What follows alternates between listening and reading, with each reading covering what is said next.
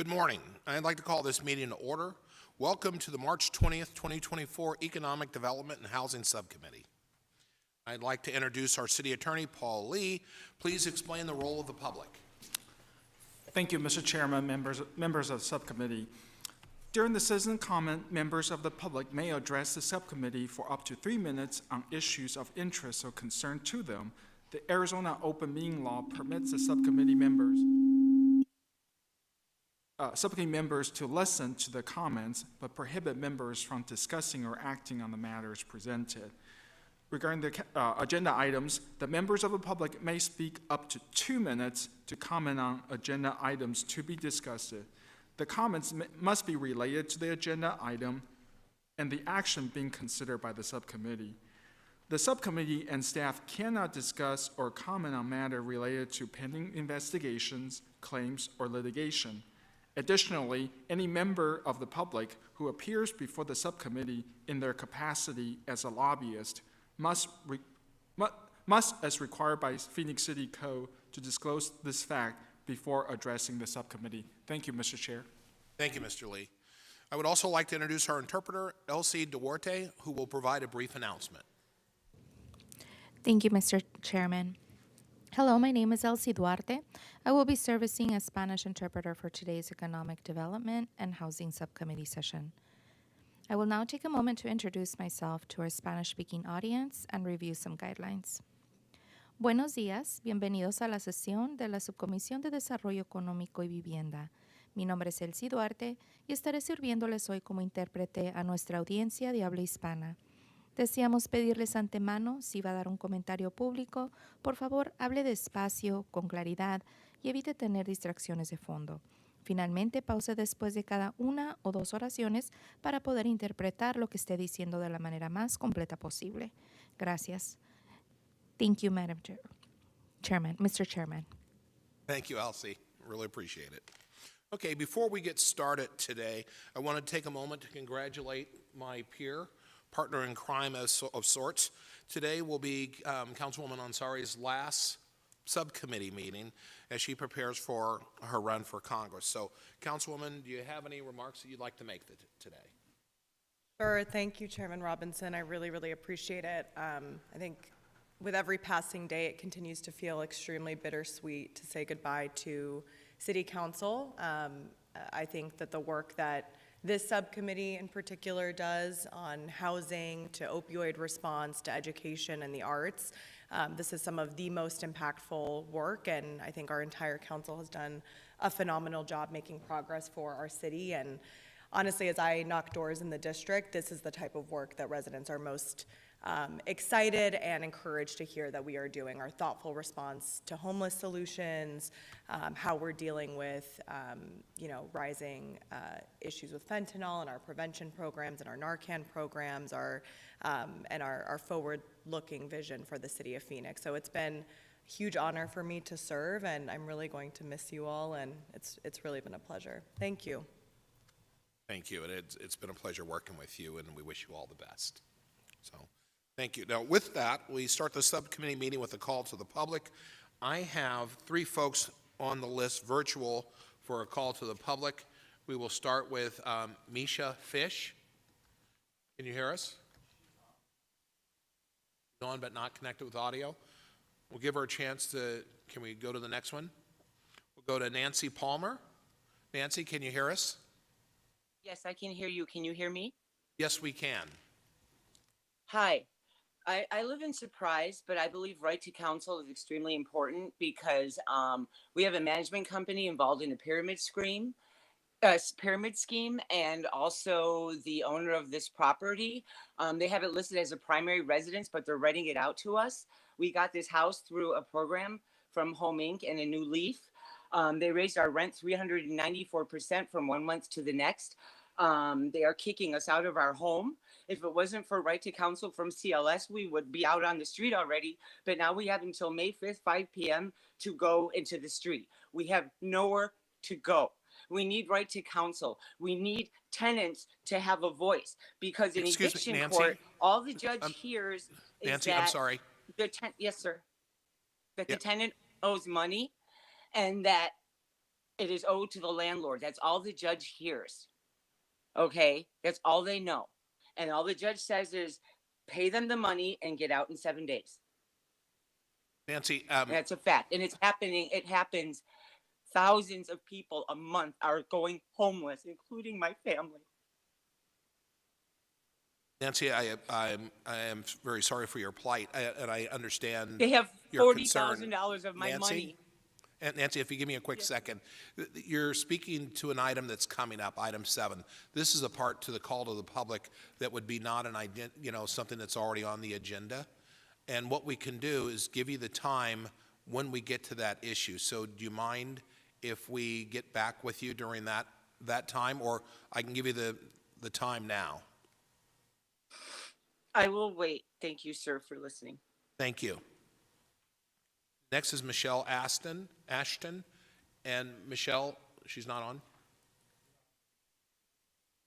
Okay. Maisha, you're on. If you're going to speak on what's coming up at item number 7, the right to counsel, there is an opportunity to do that once we get to that item number on the agenda. Is that what you wanted to speak to? Yes, sir. Okay. Thank you. Do you mind if we come back to you later then? No problem. Thank you very much. I appreciate it. Okay. Okay, then what we will do is now, let's move on to item number 1. Item 1 is approval of the EDH minutes from February 14th, 2024. Do I have a motion? Move to approve. Second. I have a motion and a second. All those in favor say aye. Aye. Chair votes aye. Motion carries. Thank you very much. Next, we move to consent agenda item number 2 and 3. Are there any questions for staff on any of these items? Okay. Do I have a motion for items 2 and 3? Move to approve. I have a motion and a second. All those in favor say aye. Aye. Chair votes aye. Motion carries. Thank you very much. Item number 4 is for information only, and we'll begin to see if any of my colleagues have any questions or comments. Okay. Hearing none, we'll move to our next item. Moving along. Item 5 is an update on the city's opioid response and results of the opioid planning environmental scan. And we'll welcome Public Health Advisor Nicole Witt to the table.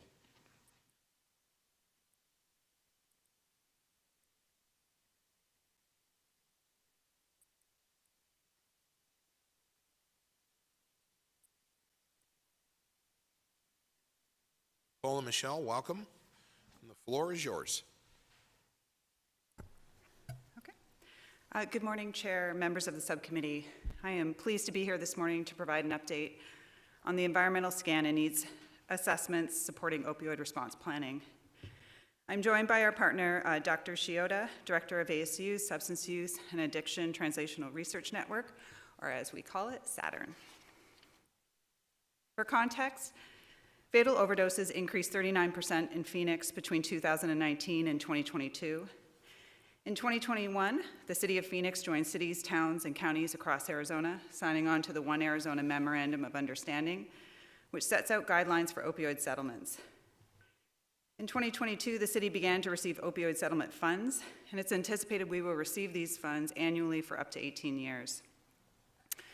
In the spring of 2023, the Office of Public Health presented to Council identifying the need to complete a needs assessment to determine the priorities for opioid settlement dollars within the city. And we launched this process in April, May of 23 with a community opioid education forum in each of our 8 council districts. There were 3 assessments completed in 23 as part of this process. 2 were led by our colleagues at the Maricopa County Health Department, and the 3rd was led by our Office of Public Health in partnership with ASU SATURN. And the intent of these assessments were to understand the current landscape of services, the needs of the community, and priorities for action. The substance use needs assessment, the first one, focused on substance use providers and response agencies. Through interviews, an online survey, and focus groups, more than 300 agencies were engaged, and the majority of these agencies were in Phoenix. In total, there were more than 30 recommendations in the report, categorized into the 4 main areas shown here on the screen. And the full report was completed in July of '23 and can be found on the Maricopa County Health Department website.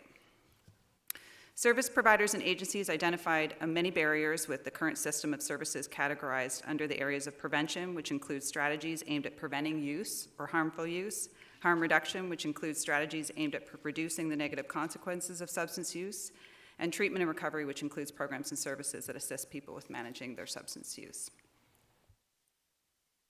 The top 5 barriers identified by providers for prevention or under the area of prevention are found here and include key challenges, including funding restrictions to specific populations or services that do not support a focus on prevention, lack of access to early intervention for youth, as prevention resources tend to focus on youth before they begin use and do not always address the needs of people in the early stages of substance use, as well as social media and stigma associated with substance use.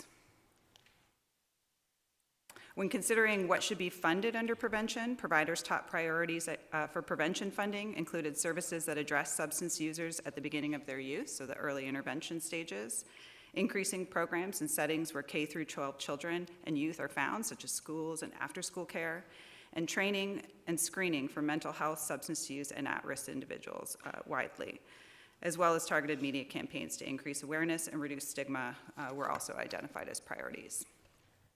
Under the area of harm reduction, top barriers included fear of law enforcement, so that would be considered a barrier to services, stigma associated with harm reduction services and the people who use them, and lack of awareness and access in general for harm reduction services. So not surprisingly, when it came to priorities for harm reduction funding, providers identified the need to increase harm reduction outreach, education, and care navigation as an important support for people who are currently using substances, and increasing access to harm reduction supplies in the community, including naloxone, and increasing diversion of substance users away from criminal justice system and into supportive services. Lastly, the top barriers identified by providers to the treatment and recovery services in our community included unstable or lack of housing, lack of motivation for change, and lack of transportation. As we see with many other health concerns, it's very challenging for individuals to maintain or have success with any kind of treatment without stable housing or access to reliable transportation. And certainly in substance use, many of those services require daily appointments. As well, these barriers and challenges contribute to an individual's motivation for change. It's very difficult to want to make such a drastic change when you do not have access to basic needs. Top funding priorities for treatment and recovery included providing wraparound services and housing for people in treatment and recovery. In addition, providers identified the need for post-overdose response teams. These are folks who can respond within 24 to 72 hours of an overdose, as well as navigators and on-call teams that can support people in their journey, as well as create care connections between services. So in addition to service providers, an assessment was completed with people who use drugs to gain their perspective on funding and service needs. Within this assessment, 525 people completed a survey, and in addition, 40 one-on-one interviews were completed with people who use drugs and who were also experiencing homelessness at the time of the survey. It should be noted that overall, in this assessment, a high proportion of respondents were people currently experiencing homelessness or who had had experience with homelessness in their near past. The report was released in October of '23. It can also be found on the Maricopa County website, and includes recommendations within the themes of housing, energy and security, drug use, harm reduction knowledge, substance use treatment, health services, and reproductive health, and I will just cover the first 4 today. Funding recommendations from people who use drugs for treatment included improving overall treatment access, increasing services for basic health needs, so including those within the services, and expanding mobile services, so rather than going to services, bringing services to people. Under harm reduction and drug use, people who use drugs identified the need to improve youth prevention, as many acknowledged that their use began in their youth, and improve access to harm reduction interventions. Housing also emerged as a key theme in this assessment, and recommendations of substance users included increased supports for them to find and maintain housing, as well as reducing some of the barriers to housing and shelter use, acknowledging that there are many restrictions for substance use, current rules related to sobriety or drug-free housing, which can result in sudden loss of housing when people temporarily return to use, which is very common for substance users. And lastly, questions related to Heat and energy security were specifically asked, recognizing the overlap of substance use and heat-related death. And people who use drugs noted a need to increase awareness of cooling centers in general, expand the number of cooling centers, and certainly increase their accessibility for people who use drugs. I will now turn it over to my colleague, Dr. Shiota, who will cover our community needs assessment with Phoenix. Good morning, Chair and members of the subcommittee. Thank you for allowing me to join you today. It's been a real pleasure to work with Nicole and her team over this last year in this needs assessment, and I look forward to our continued collaboration. Because the Maricopa County needs assessments that Nicole just discussed focused on the perspectives of substance use service providers and people who use drugs, we felt it important to hear from the City of Phoenix community as well. So we conducted a survey assessing Phoenix residents' experiences with substance use-related problems, knowledge, and attitudes, and perhaps most important for our purposes today, their support for specific strategies to alleviate the opioid crisis. The survey was live and accessible from August through the end of October of 2023 and was completed by 765 people across the city. Women and white individuals are somewhat overrepresented relative to the Phoenix population, and there is some underrepresentation of African Americans and to some extent Hispanics and Asian Americans. Otherwise, the sample was pretty representative in terms of demographics and distribution across districts. A key finding is that members of the Phoenix community are highly impacted by problems related to opioids and other substance use disorders. Over 31%, about a third, have used opioids in the past 5 years. In many cases, they reported that being prescription opioids, but in some cases it was illicit use, and of course the evidence indicates that use of prescription opioids can end up moving toward addiction over time. Nearly half of respondents reported knowing someone personally who was addicted to opioids, and over 60% knew someone who was addicted to another substance. 42% reported having encountered at least one person who appeared to have overdosed in the past 3 years. And 70% feel that opioid use is a serious problem in their community. So Phoenix residents are significantly and personally impacted by these issues in their daily lives. We asked participants to rate their support for 19 specific initiatives that the City of Phoenix could invest in, and these included the general buckets of substance use disorder prevention, harm reduction, and treatment-related strategies, as well as a number of broader strategies. The response scale for each strategy ranged from 1 equals strongly opposed, to 5 equals strongly supportive of the approach, with 3 as the midpoint indicating neither support nor opposition. And I mentioned that because the pattern of what we saw is so striking. The key finding is that there was substantial and positive support for every single approach that was included in the study. The vast majority of the items were rated at above a 4 on that 5-point scale, and none was rated below a 3.5. So there was no opposition to any of the strategies that we included in the study. The 5 top-rated strategies by Phoenix community members who participated were providing programs for pregnant women and infants who had been exposed to drugs in utero, prevention programs for youth, noting that the great majority of substance use and problematic substance use specifically begins during adolescence and early adulthood. Increasing access to opioid and substance use treatment that are either free or affordable. Providing social services for substance users such as housing, food, and employment, again, building on the theme that Nicole mentioned earlier, that it's really difficult to even contemplate, much less be successful at treatment and recovery if you're struggling to meet your basic needs. And then increasing education on substance use disorder and best practices for engaging with people who use drugs and are dealing with issues around addiction for law enforcement, first responders, and other Phoenix staff, particularly those who are in highly public-facing roles. So what can we take away from all of these sources of data?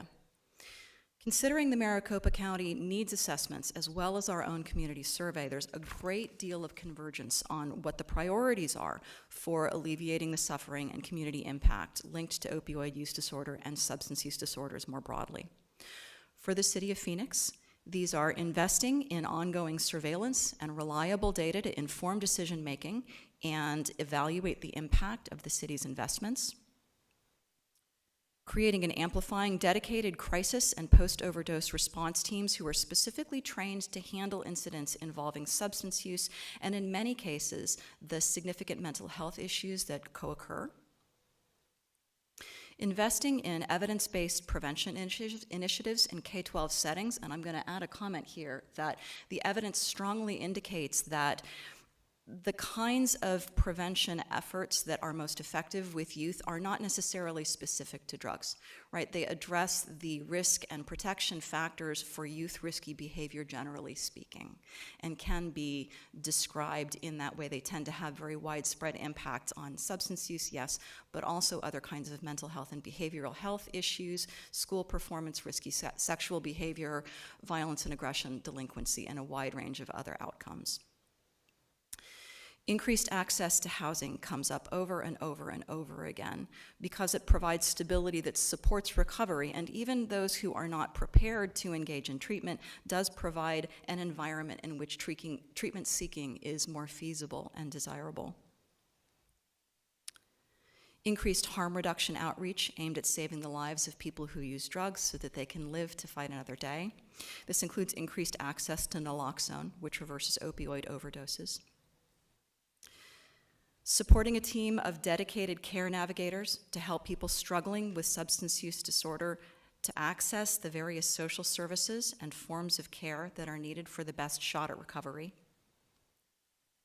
Diversion away from an incarceration and toward treatment for drug-related offenses. Increased transportation access for people to get to and from services with minimal disruption to their employment, their family, and other responsibilities. Expanding mobile services for people who use drugs to encourage both harm reduction and access to treatment, to meet people where they are, especially important for people who are currently unhoused. And finally, efforts to address and reduce the stigma associated with substance use and substance use disorder, which is a highly established evidence-based barrier to both treatment seeking and the provision of effective SUD care. Okay, so our next steps include finalizing the community survey, which Dr. Shioda went over, analysis and report for the community. We'll integrate all of these survey findings together along with our Phoenix-specific data and information to identify priorities for action for Phoenix. We anticipate bringing forward a substance use strategic plan to council for approval, which will have a 5-year outlook. And from there, bring forward annual action plans that align with those identified priorities for investment and funding on a routine and regular basis. We thank you for your time today and allowing us to give this update, and certainly are available to ask or answer any questions that you may have. Thank you very much. I'll go to my colleagues first. Does anybody have any questions?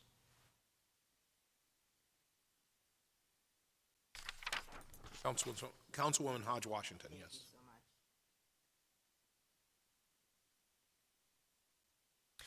I just had a couple questions going back to slide number 16, talking about the strategy supported by our community. You did mention that there was really no, I don't want to say there's no real meaningful distinction between the 19 offered strategies. I was just curious to see if there are any strategies that you feel are not funded by another entity of government that we should focus on just from a prioritization standpoint. It's a great question, right? And one of the things that we've been talking about, thank you for your question, right, Mr. Chair and Representative Hodge-Washington. It's a great question because there are a wide range of investments that are needed, and some are better suited to the city level of support and others to more systemic, right, sort of the state level or potentially the county level. That definitely influenced the conversations that we've had around what the priority investments should be. And the ones that are on the list here in slide 16 are, for the most part, those that are suitable for implementation at the city level. For instance, schools, right, our city level entities. Much of the mobilization around providing naloxone and other harm reduction services is operating at the city level. Mobile services, transportation, even housing, right? These are initiatives that are suited to being implemented within the context of a city. And through you, Mr. Chair, thank you, Councilwoman Hodge Washington. I'll just add that our Office of Public Health is working closely and regularly with our county partners as well as state partners, both through Access and the Arizona Department of Health Services, to ask that very question. What is currently being funded? The Maricopa County Health Department just recently released their strategy, and so we will be reviewing that and making sure that whatever we bring forward isn't duplicating what is already being funded within the environment, as well as supports what is being funded, which is why it was important for us to wait for the process for our county folks and other government partners to put forward their approaches. And as you said, we will look at things that are that are focused more at a city level, that we have the ability to have some control over or make sense for a city to invest in. Certainly, those items in the end related to data surveillance, we are already actively working on that. Crisis and post-overdose response is an area that certainly cities are more so than our county partners or our state partners are. That's an area of investment and intervention that we have more control over. And then, as Dr. Chioda mentioned, K through 12 settings is another area where we know that there is a considerable gap, as well as within youth services. I will note that in all of these assessments, actually K through 12 was not a strong focus. So even in the service provider assessment, there wasn't a purposeful engagement of that sector, and so we recognize that if that recommendation comes forward, we will have to do a little bit more work in understanding what are the needs within K through 12 settings, and what should those actual actions be at the local level. So there's a little bit more work that needs to be done specifically with youth providing services in youth settings. So thank you for the clarification. My interest was piqued when I heard that all of the strategies kind of got equal response. I just want to make sure I understood the weight or kind of how the decision was made to present this top 5 to us. I just want to say that I appreciate the hard work done in this report, because I think our community acknowledges that this is an issue that affects just about every Phoenician in some way, and we need to be intentional and informed in our decision regarding the policy for this. So I just want to say thank you for your efforts, and I believe that the effectiveness of this plan can only be done if you're responsive to the needs of those that are impacted. And I really was happy and delighted to see the level of input that you received from individuals who are firsthand experiencing this. So thank you to both of you. Thank you, Chairman. I just want to echo those comments. I think this is some of the most important work that we're doing at the city. There's very few issues that I think we hear more about as elected leaders than this intersection between housing and security, but also concern around youth and addiction, and of course how it all interrelates with homelessness and all the rest. So thank you so much. Very much grateful that we have these opioid settlement funds that we can use, and I think the work that you two are both doing is very, very critical, and I'm sure the community will appreciate what's next. Thank you. And I'd like to add my, excuse me, my thanks to the two of you as well, and your entire teams.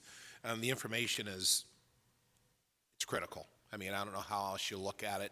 You know, you said early on in the presentation, the amount of people who are Phoenicians who are impacted by this, you know, I don't know of anybody who isn't.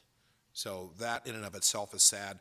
And the actual questions I had or clarification, you answered them from Councilwoman Hodge Washington when she asked for some clarification. So my big issue was that prevention in K through 12 settings. You know, what more are we doing? What should we be doing? But you got into that.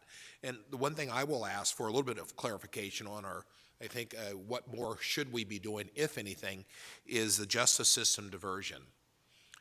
You know, I understand, and this is, you know, with, you know, a few years in law enforcement, understanding that you're not going to solve the problem by incarcerating people. That's just not going to happen. So what more, from your standpoint, should we be doing from a justice system diversion standpoint? Sort of an open, you know, kind of question, but I'll. Thank you for the question, Mr. Chair. I'll start, and then perhaps my colleague would like to add.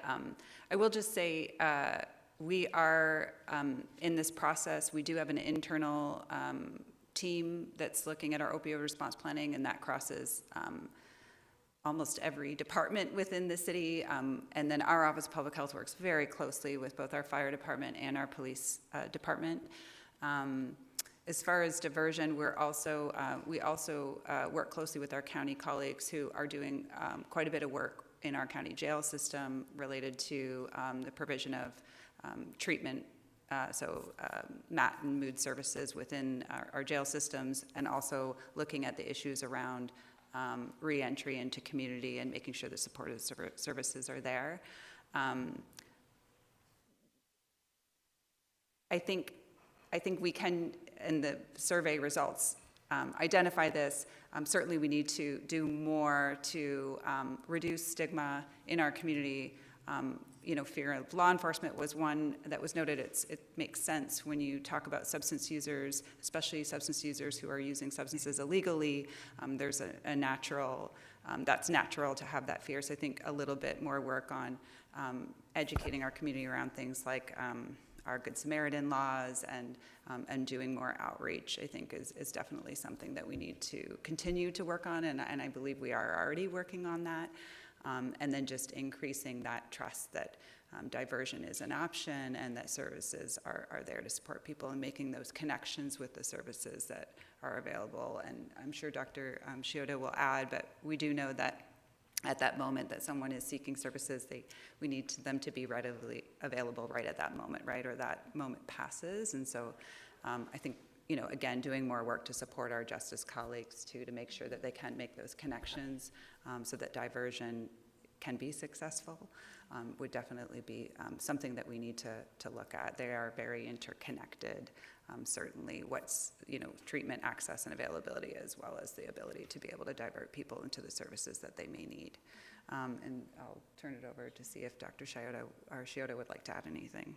Thank you so much for the question, Mr. Chair, which is a really crucial one and coming up in cities all over the country, right? It's certainly not unique to Phoenix. I really want to highlight the phrase that Nicole used of supporting our justice colleagues.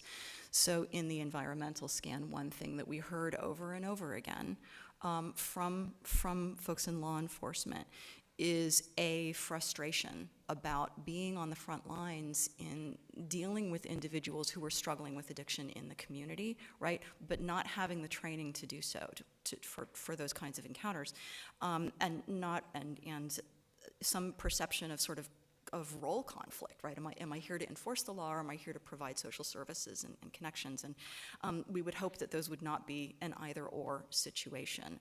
But there are two ways that we can bridge that gap. One of them is providing, as came up in, I was the 5th rated most desired action in the community survey, of providing additional training to law enforcement and other public-facing, in particular, city employees on how to deal, what these issues even are, and how to deal with them with members of the community who are living with them on a day-to-day basis effectively. But then in addition to that, having the dedicated crisis response teams so that that burden does not fall exclusively on law enforcement. So it's really meeting in the middle, right, between moderately expanding the perspective and the roles that law enforcement are able to play, comfortable playing, and empowered to play in these situations, but also providing people who really do have the deeper expertise in order to be able to manage these situations effectively. Thank you very much. There aren't any other questions. Again, thank you too very much. Really appreciate all that you're doing, and clearly it's extremely important work. So many thanks.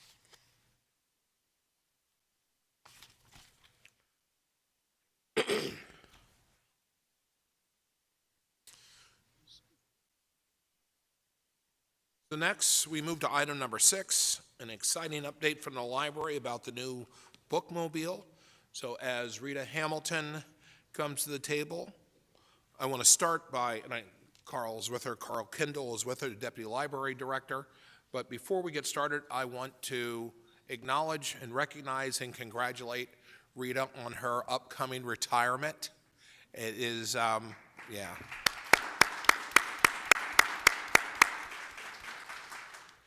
You will be missed, and this is so true, especially in your case. The city of Phoenix is a wonderful place to work, and it's because of the people who work here.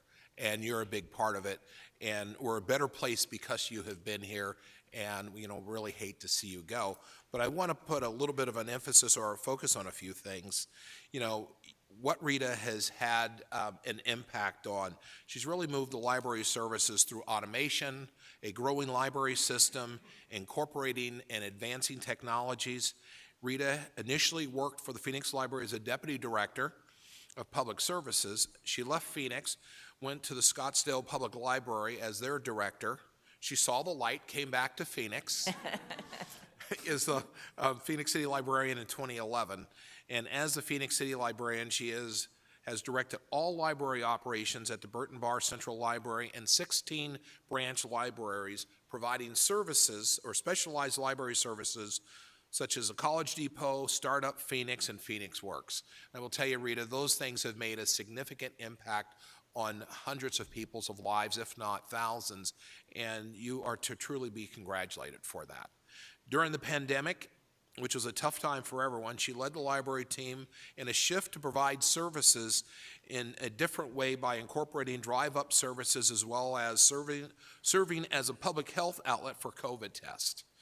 Additionally, as we were just talking about issues with substance abuse and such, additionally, the library during her tenure has worked with public health to be a resource for naloxone distribution. I always say that wrong, and I apologize.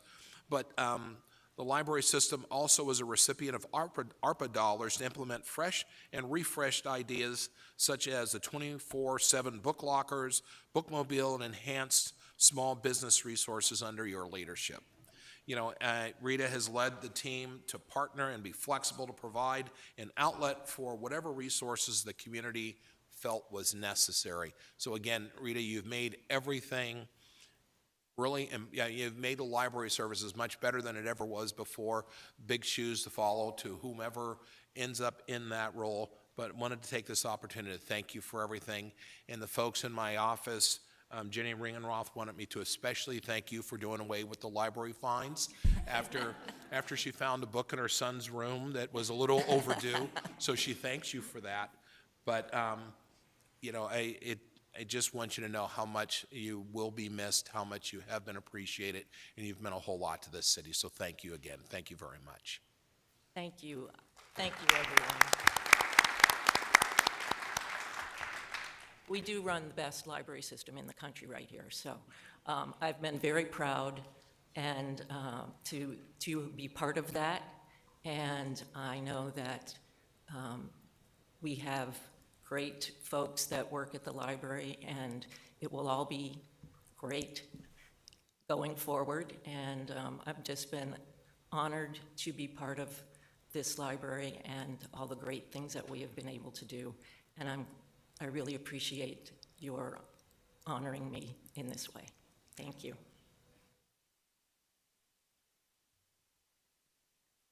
Right. So good morning, Chairman Robinson and members of the subcommittee. I would like to introduce Carl Kendall to tell you about our new bookmobile. Good morning, Chairman and members of the subcommittee. Thank you for the opportunity to provide you with information about Rita's latest achievement, Phoenix Public Library's recently acquired bookmobile and the bookmobile's initial service delivery plan. Now, Phoenix Public Library actually has a long history of providing bookmobile services to underserved communities. The library first started a bookmobile, believe it or not, in the 1940s. The then city librarian, Jane Hudgens, requested that the city purchase a prefabricated bookmobile. Instead of giving up when the request was denied, Ms. Hudgens worked with the transportation department to retrofit an old city bus into a makeshift bookmobile, as you see there in that picture. So you can't keep a good librarian down. They will find a way to get those books out to the community.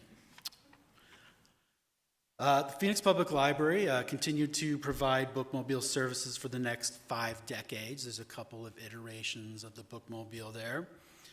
Bookmobile service was eventually shelved in 1991 during an economic downturn, however. But the good news is it's back and bigger than ever before. Here it is in all its glory, parked outside of the Burton Bar Central Library shortly after it was delivered to us on November 30th, 2023. The 38-foot coach-style bookmobile was funded as part of the city's ARPA Community Investment Focus Area in order to extend library resources and services throughout Phoenix. The vehicle is staffed by 5 full-time library employees, all of whom had to pass a 3-day special driving course offered by Fleet Services staff in order to be able to operate this vehicle. The bookmobile is outfitted with approximately 25 items for checkout, featuring a diverse range of authors, genres, and age levels. Seed library items, culture passes, and access to free public Wi-Fi will also be available. The driver's seat and passenger seat, you can see kind of at the front of the picture there, those rotate 180 degrees to face a tabletop work area where staff can create new cards for customers, check out their materials, or assist them with connecting to information and resources. Some of the bookshelves, as you can see to the left there of the picture, are actually mobile book carts that can be wheeled outside during outdoor events. In the back area here, as you can see, of the bookmobile, there's a very small but mighty children's nook with bench seating where story times can be conducted when it's too hot outside to do so, because yes, the inside of the bookmobile is air conditioned. When the weather does allow, though, our bookmobile librarians will provide a plethora of outdoor activities and programming during their visits, such as the aforementioned story times, baby times, our kindergarten boot camps, STEAM activities, and more. Assisting with these outdoor programs will be a built-in outdoor sound system and flat screen TV mounted on the side of the vehicle, which you can see there in the photo, as well as some mermaids. The vehicle, designed and built by Farber Specialty Vehicles in Ohio, includes an accessible lift for ADA access and a 20-foot retractable awning to provide shade and shelter for outdoor access and to activities. There you can see the awning when it's fully deployed. Health and wellness items distributed through our brick and mortar library locations, such as Narcan, COVID tests, bottled water, etc., will also be available on the bookmobile while supplies last. The library is currently working with our partners in the Neighborhood Services Department and the Streets Department to transform a vacant lot owned by the library at 67th Avenue and Lower Buckeye into a permanent home for the bookmobile. The footprint of the lot can be seen here as outlined in red. The lot sits adjacent to a CVS with a car wash currently under construction to the north. Funded by Community Development Block Grant funds, the future home base will include a storage unit for the bookmobile, lighting and security cameras, public restrooms, and more. The bookmobile lot project should be heading into the design phase within the next 1 to 2 months. So, where will the bookmobile be going and when? The bookmobile will provide regular service Tuesday through Saturday every week, and its primary focus will be on serving neighborhoods with limited access to library services. Its initial outreach approach will be threefold: provide regularly scheduled hours at Santa Maria and Trailside parks, make regular stops at community partners such as elementary schools, senior centers, and low-income senior housing, and be available for visits to one-off community events. And all this great stuff be starting extremely soon. An official unveiling event for the public is scheduled for this Saturday, March 23rd at Santa Maria Park, beginning at 11 a.m.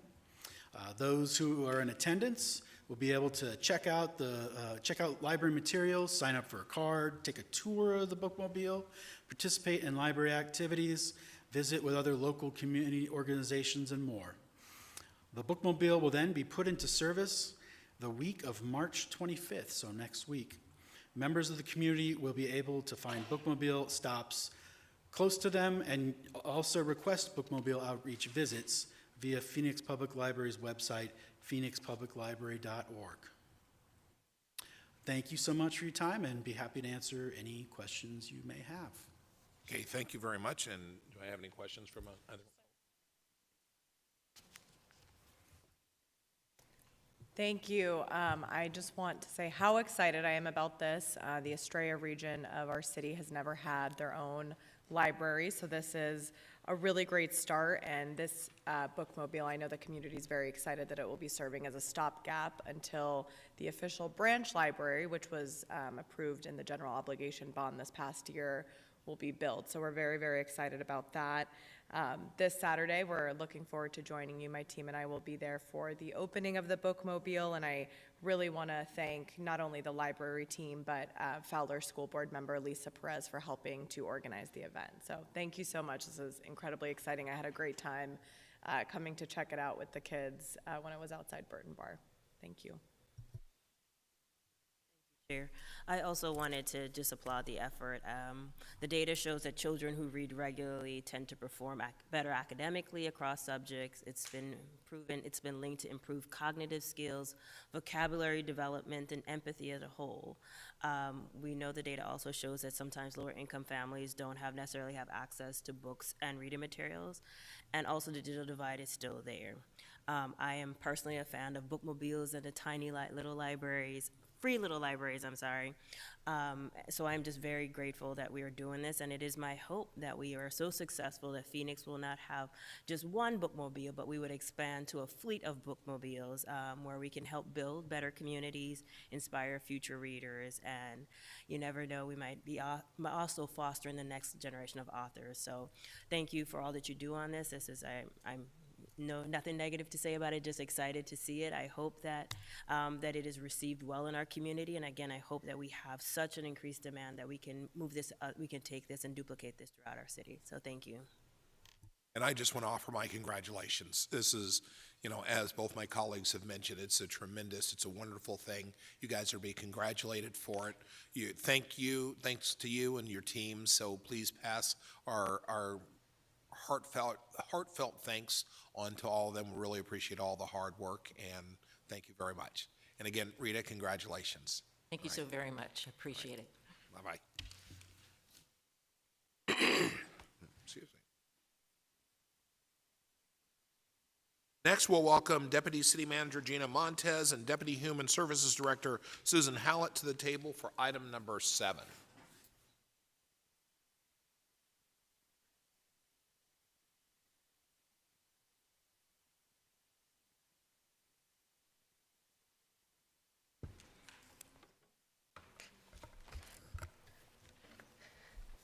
Good morning, Chairman Robinson, members of the subcommittee. We're pleased to be with you this morning to discuss this very important issue of legal representation for civil eviction hearings and proposals for the right to counsel.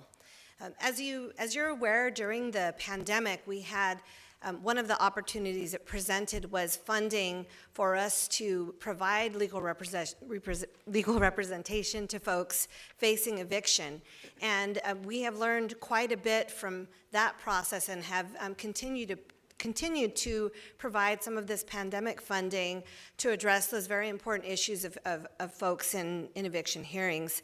Before we get started, I did want to acknowledge a key community partner, Pam Bridge, with Community Legal Services. She's in the audience, and she is the Director of Litigation and Advocacy. And without Community Legal Services, we wouldn't have had the opportunity to provide this service to the community. And granted, sometimes it feels like a drop in the bucket in terms of what is needed for folks. And really having legal representation enables people to have the process followed well, and giving them every opportunity to make things right and be able to stay in their homes. So today we have a presentation that kind of discusses the history of that and what we've learned and where we are. The funds that we have towards this service, they are finite, and they are funding that will end in the near future, but we're happy to open this discussion and tell you what we learned. So, and also want to introduce Susan Hallett, who's our Director of Deputy Human Services Director, and she has been key in many of the issues facing our most vulnerable populations. Her team was very involved as well in the mobile home parks and helping folks to get situated in partnership with other community partners, and has been overseeing this contract with Community Legal Services. So I'm going to hand the presentation over to Susan at this point.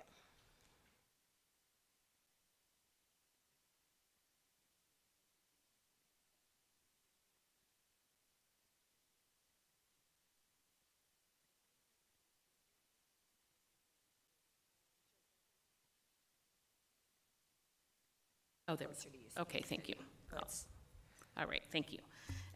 As Gina introduced, we're here to present information related to exploring legal representation for tenants in civil eviction hearings.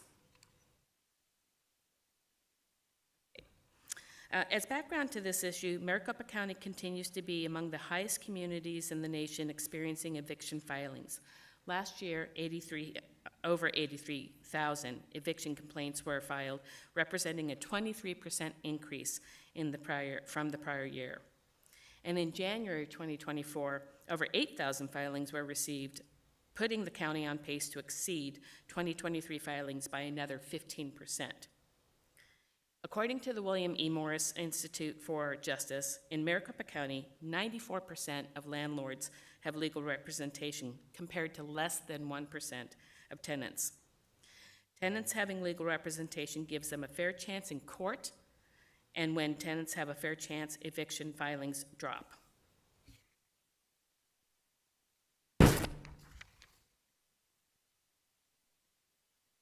Across the United States, many communities are implementing right-to-counsel initiatives as a primary mitigation to reduce evictions, particularly for low-income, vulnerable, and diverse communities. As of July 2023, 17 cities and 4 states have adopted right-to-counsel policies, including Philadelphia, Baltimore, and Cleveland. Philadelphia estimates that for every dollar spent providing legal representation to low-income tenants, it will receive a benefit of more than $12. This resulted in a $3.5 million investment, saving their community over $45 million. Likewise, Baltimore has been able to invest $6 million to save over $17 million. And Cleveland's investment in right-to-counsel policies is anticipated to yield an estimated $4.7 million in fiscal savings.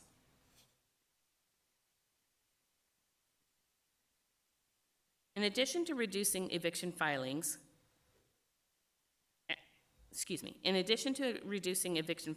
and keeping vulnerable residents housed, and the general cost savings, right-to-counsel policies have also lessened community costs associated with job loss, physical and mental health issues, increased shelter and emergency housing, increased administrative burdens for courts, and then research has also shown that benefits of preventing tenants from experiencing displacement or disruption arising from eviction leads to a reduction in hospital and emergency room costs, a reduction in juvenile delinquency and adult crimes, an increased confidence in the justice system, and ultimately the preservation of affordable housing stock.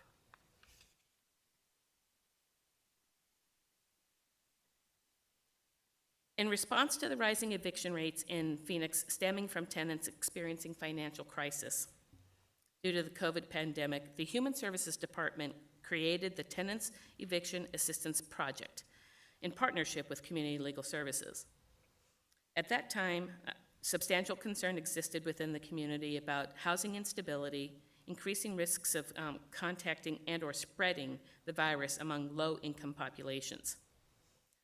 Since July of 2020, the Human Services Department has executed several contracts committing over $3.6 million in CARES Act, Community Services Block Grant, and ARPA funding to maintain legal assistance, advocacy, and representation for Phoenix residents experiencing an eviction crisis. The current contract expires this December. To date, Community Legal Services has worked over 8,300 cases involving 16,000 residents, which computes to about an average of 300 plus cases being handled every month.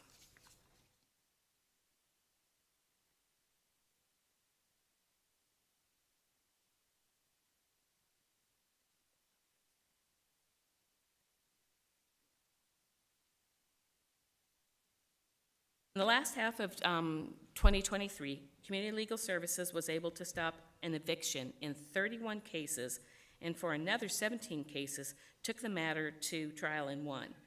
These positive outcomes not only impact immediate tenants, but are able to support the family members that also are impacted by those outcomes. Some additional information regarding TEEP outcomes. Outcomes directly tied to the tenant's eviction assistance project include dismissal of eviction filings without prejudice,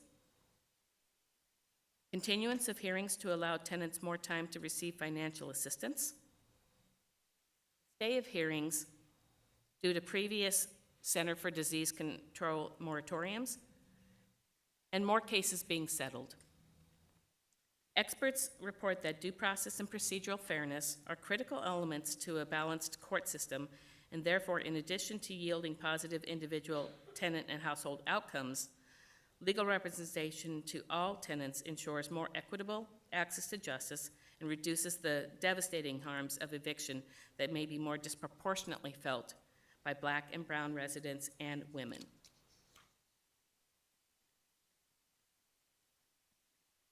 Great. Now for some lessons learned.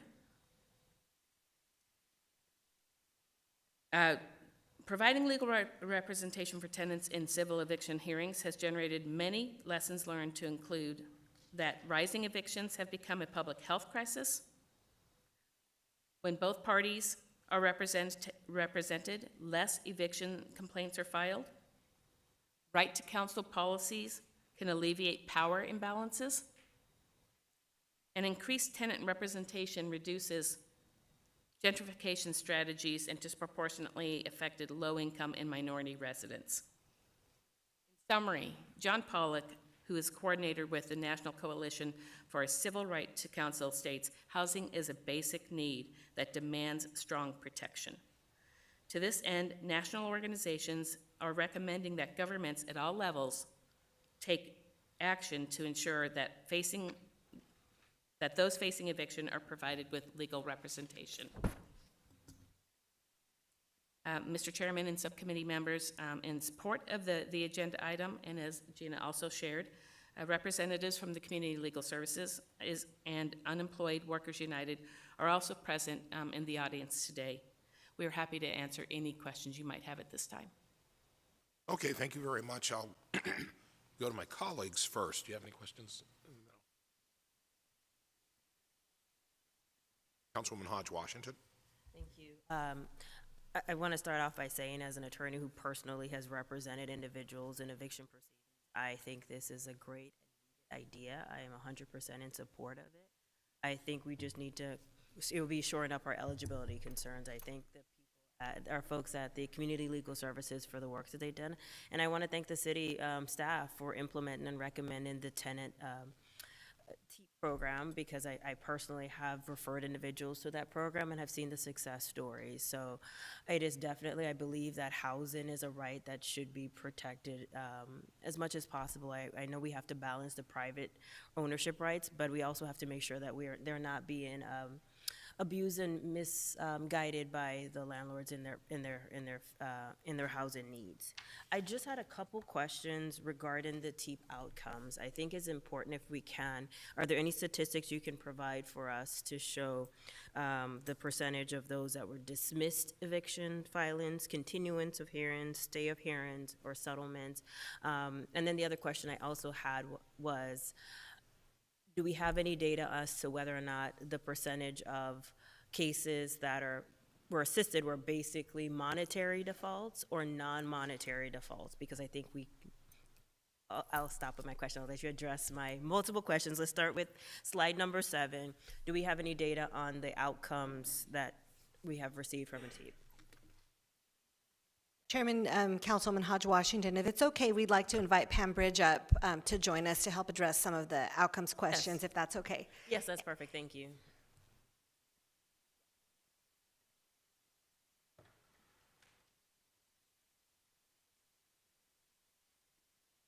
Welcome, Pam. And just for clarification, can you give us your full name and your title? Yes, I'm Pamela Bridge. I'm the Director of Advocacy and Litigation at Community Legal Services. Thank you. Thank you, Pamela. Welcome to the table. My question, as you may have heard, is understanding some of the statistics for the outcomes received through the T. Chairperson Washington, we do have statistics on our outcomes. I don't think we just changed our data collection process. I don't think that our data is indicative of all of the successes that we have right now. We are training the staff. I think this next round of data that we supply will be accurate. I found when I looked through cases that I saw successes by the advocates, that they were only stating that they were not giving the data into the system that would allow the people that were submitting this to the city to see the actual result. So what I'm saying is, we know that we have more successes than even the data shows right now, but we have a mechanism in our data right now to collect all outcomes. So you will be provided that in our next round in a way more accurate manner. And I think I understand what you're saying. Many times you'll have a conversation with opposing counsel, receive a resolution negotiate a resolution that works for both sides, but it doesn't fit squarely into one of these categories, is kind of what you're saying? In the past. Okay. Chairperson Washington, we now have data that will show that that is a negotiation that ended in settlement that prevented the eviction. And that happens a great deal, that we, even if there's not merit in the case, we negotiate on behalf of the tenant to stop the eviction judgment, to give them more time so that the tenant can move out on their terms. And then the landlord also gets possession eventually, but the tenant is able to move out on their time. It's a win-win-win. And those are the cases when there is no legal merit that we do. If there's legal merit, we'll get the complaint dismissed. I understand that. And do we have any data to show whether or not the percentages of cases are primarily monetary default or non-monetary default? And if they're non-monetary default, can you give us some examples of the top cases that you see in those situations? For our Chairperson Washington, make sure I understand the question, is that the percentage of cases that we're seeing, 75% are non-payment of rent. Is that the question that you're looking for? Yes, I want to see the types of cases that you're handling. Sure, 75% are non-payment of rent. And even in non-payment of rent cases, there are defenses that we look at that we might be able to throw out the complaint. Within the other percentage, they are the tenant violated the lease, or they allegedly violated the lease, and we can help the tenant prove that they didn't violate the lease. We also see a high percentage in the last year of non-renewals, where the landlord has decided to not renew the lease. And that doesn't need, they don't need a reason for that unless the tenant lives in a type of federal subsidized housing. So that's one of the first things that we always look for. Are they in subsidized housing? Because then federal regulations apply and we can protect the tenant that way. But those non-renewals are difficult, and in those situations, if it's not federally subsidized housing, then we look at, can we negotiate with the landlord? And we can give you the percentages of all of non-payment of rent and material violations and non-renewals. We do break that down.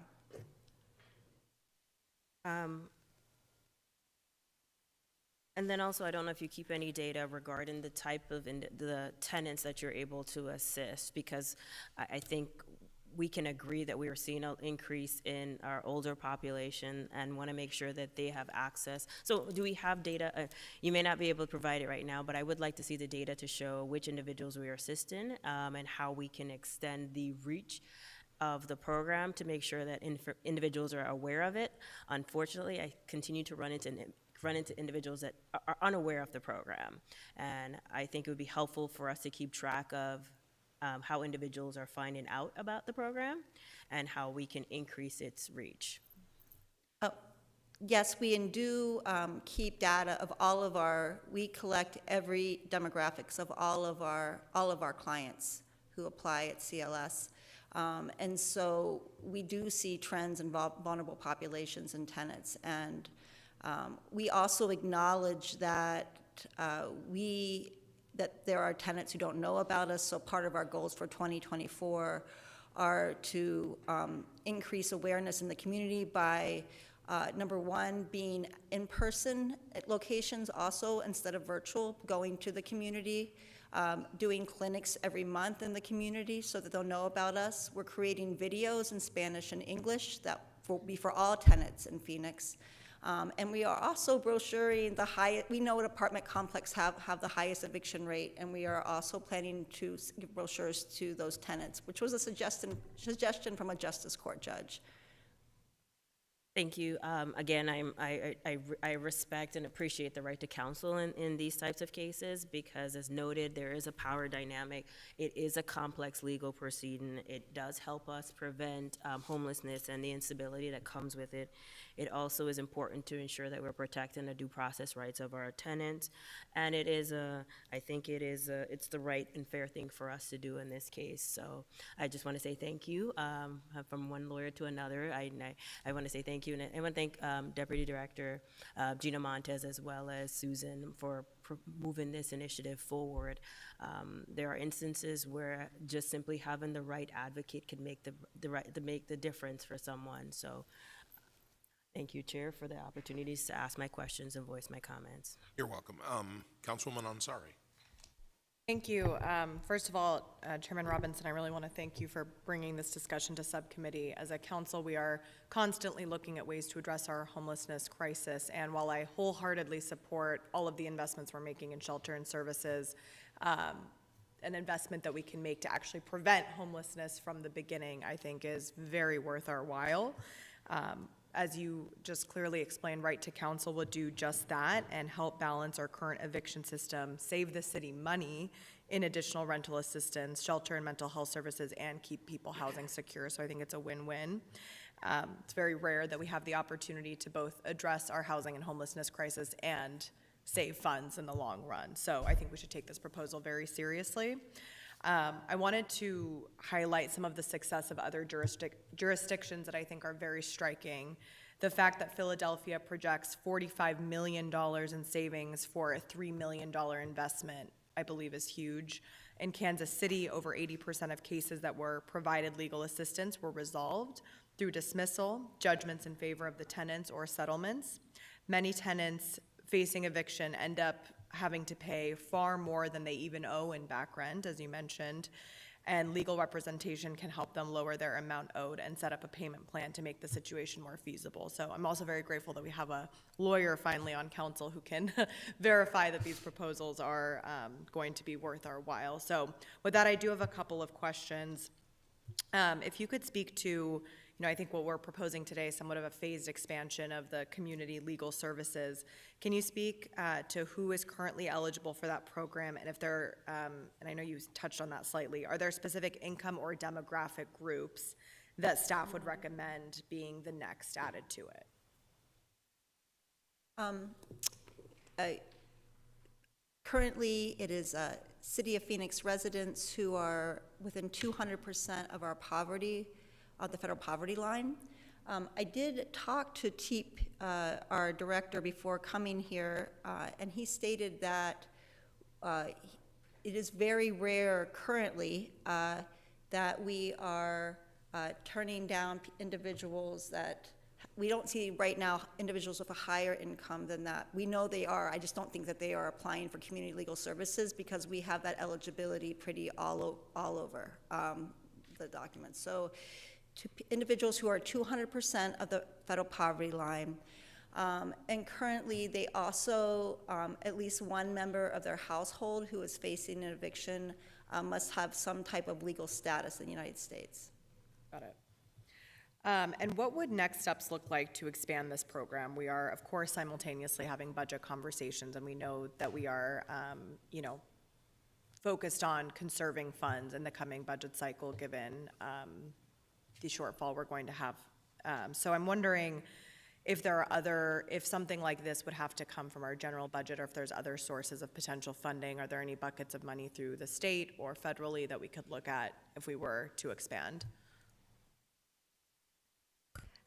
Chairman Robinson, Councilwoman Ansari, that is something that we need to further explore. This is something that kind of recently came up in this type of fashion, and so right now we can look at federal funds that we already have within the city. I think we have a limitation in terms of kind of the need and where those funds are already kind of allocated, but knowing if this is something that the subcommittee would like for us to explore, we can certainly look to identify additional grant funding from others. And as you mentioned, we are in a tight budget environment at this point.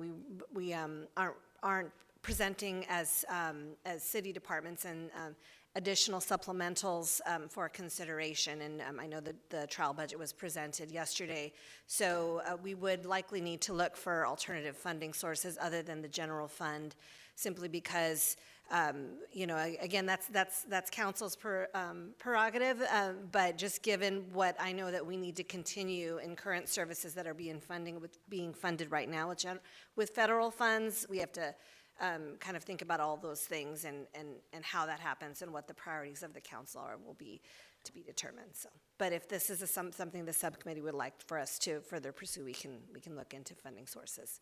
Got it. And while I acknowledge this is my last subcommittee meeting, it sounds like there's support. I'll speak with my colleagues, but personally, I would very much hope that you will explore what our options are out there with different pockets of money or philanthropic money even, because I think this would be a worthwhile investment for the city that maybe other entities would want to support us in it. In our work with the unsheltered community, I'm wondering if we have data that shows how many have been evicted in the past, and if so, what specific effects have we seen on them attempting to find housing afterward? Chairman Robinson, Councilwoman Ansari, that is something that I don't have at my fingertips, but we can definitely find that information and see what we have within our data sources and bring that back, provide that at a later time. Okay, that's all my questions. Thank you so much. Really, really appreciate this, and I really hope to see this work continue. Thank you. I'll follow up a little bit on what Councilwoman Ansari was saying with regard to seeking or exploring the opportunities for additional funding. Understanding our budgetary restraints, we have to keep that in mind, obviously. But I would like to see us explore what other opportunities are available, both governmental as well as the private sector, that we could partner with, that we could go to in a true partnership and allow for this program to move forward. So plenty of opportunity to do that, I'm sure. Hate to give folks more work, but it's an important endeavor. So with that, thank you very much. You guys did a wonderful job. Thank you for bringing this information forward. And as both my colleagues mentioned, it is, again, we've heard nothing but good things today, and this is on top of it. Trying to help folks who need the help the most is, I think, what government is all about. So thank you very much. Oh, I'm sorry. Oh, yeah, I'm going to go to the comments. Yeah, I guess you would stay. With that, we're going to go to, I have a list of registered speakers online first. We'll go to Misha Fish, and I know we started earlier, and we'll come back to her at this point. So, Misha, can you hear me okay? I definitely can. Good morning, Chair. Good morning, council members. How are you? Good, thank you. Good. My name is Miesha Fish, and I've lived in Phoenix for over 46 years. I'm a woman with autism and disabilities and currently receiving Social Security disability. I have also suffered homelessness, and after a 3.5-year wait, now have Section 8 voucher. Fortunately, I've been able to acquire housing as a result. I'm exactly the demographic that the source of income ordinance represents. It is also the reason I'm passionate about my advocacy work with UWU and Take Back Our Homes campaign. On January 17th, I was along with a group of my peers in the downtown offices of the Equal Opportunity Department to deliver a formal complaint in regards to the ongoing discrimination practices of several apartments in the metro area. Unfortunately, this meeting was in vain. We were met with resistance and what felt like a general unwillingness for the accountable of those we advocate for. It was truly a disappointment. I worked hard with UWU to get the ordinance passed. Just a shame it is not being enforced as it should be, leaving prospective voucher and low-income folks disregarded. We need better education to property owners and landlords. We definitely need follow through and follow up procedures in place and real enforcement to be addressed. Furthermore, with regards to the necessity of right of counsel, I've been struggling with the increases of rent and the current cost of living on a fixed income, leaving me, like so many in the valley, vulnerable to possible evictions. Without the possibility of provided representation, my eviction would most definitely be granted, and I would become homeless once again, which is why the right of counsel is so important and why I'm here today. Persons like myself need your help. Thank you very much. Have a good day. Aisha, thank you very much. Next, we have Nancy Palmer. Nancy, can you hear me okay? Yes, hi, Councilman. I'm a rookie at this. Hi, everybody. I am going to be homeless on May 5th at 5 p.m. We got this home in September 2020. We lost our home during COVID. We had the paperwork to not be evicted, but we were evicted anyways. But we were rescued by Home Inc. and a new leaf. And we got on a 2-year TEBRO program that was supposed to have us have continued assistance, but we were somehow priced out, or I don't know what happened. And when we still are living in the home, the landlord raised the rent 394%. Our only option was to give 30-day notice to vacate or pay $2,000 a month rent instead of under $500, which is what we could afford. We're a family of 4 living on $3,800 a month. I am losing my home. We did have right to counsel, which did stop an eviction that would have happened on the first week of March of this year. It was because we didn't renew the lease, but we needed to talk to the landlord about the lease because the lease was wrong. And we got blocked by the management company. And we don't even know who the landlord is, but we did have right to counsel. But their lawyer was the only person there. We never got to face our accuser. We never got to meet the landlord or talk to the person. He lives here locally. This house isn't even registered as a rental unit. It is registered as a primary residence. They have 3 more homes that are listed as primary residence. Top Property Shop is kicking us out of our life, out of our home, and they're getting away with it. And I am frightened. And without the lawyer there, we would have had to lose our home earlier this month. It is my birthday in 3 days. I will be 56 years old on March 23rd, and all I want is a house. My family's invested almost $400,000 over the past 25 years just to keep a roof over our head. These horribly built homes. And all I want is this one. We need to find a way. We need counsel. We need counsel to stop these people from these pyramid schemes. Please help us. Please, right to counsel is extremely necessary. If there's a lawyer out there that can help us keep our home here in Surprise, Arizona, where I've lived and raised my children for 25 years, please help us. My name is Nancy Palmer. My number is 480-522-7915. Call me anytime, please, and thank you. Thank you, Nancy. Next, we have Michelle Ashton. Not online? Okay. So I believe the remainder of the speakers are, or no, is Keely Cieslik? Keely, I apologize if I'm pronouncing your name wrong, but are you on? Can you hear me okay? Yes, I am. Can you hear me? Yes, we can hear you. Okay, excellent. Was Michelle able to go? We were not able to hear Michelle, so if we'll go with you, Okay. we'll try and see if we can get her back on the line. Okay, actually, I'll just pass it. Do you also have John Pollock on the line? Yes, we do. I'll pass on to him. That's great. Thank you. I'm sorry, I didn't hear the whole thing. Is she just going to the next person? She's Yes, passing? she deferred Okay. to John Pollock. Thank you, Keely. And John Pollock, you're on the line? Yes, I am. Can you hear me? Yes, I can. Thank you very much. Thank you so much for taking the time to hear me today. My name is John Pollock. I am the coordinator of the National Coalition for a Civil Right to Counsel, and our organization works to support efforts to enact the right to counsel in civil cases involving basic human needs, housing of which is a central one. We worked with all the 22 jurisdictions that have so far enacted a right to counsel, the 17 cities, 4 states, and 1 county.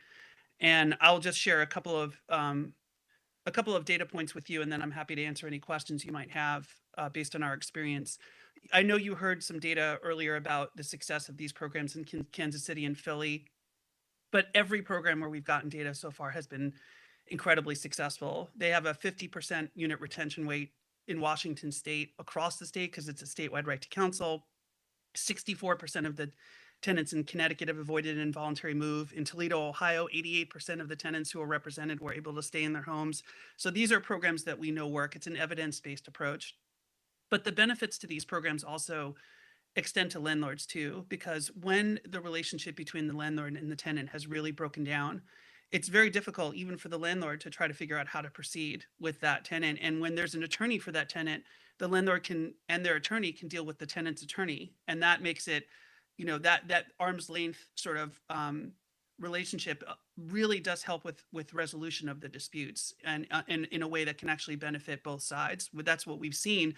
And many, attorneys in the landlord bar have said, off the record, yes, it's actually much easier for us when the tenant has a lawyer. It's just easier to actually resolve these in a way that help everyone.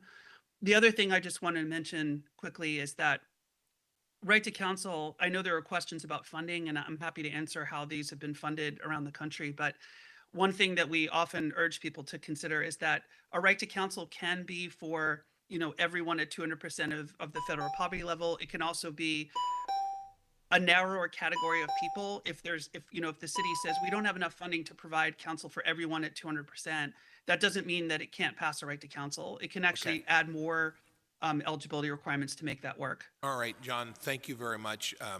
Clearly, you're a resource that we will be able to follow back on, so we appreciate your comments. Thank you.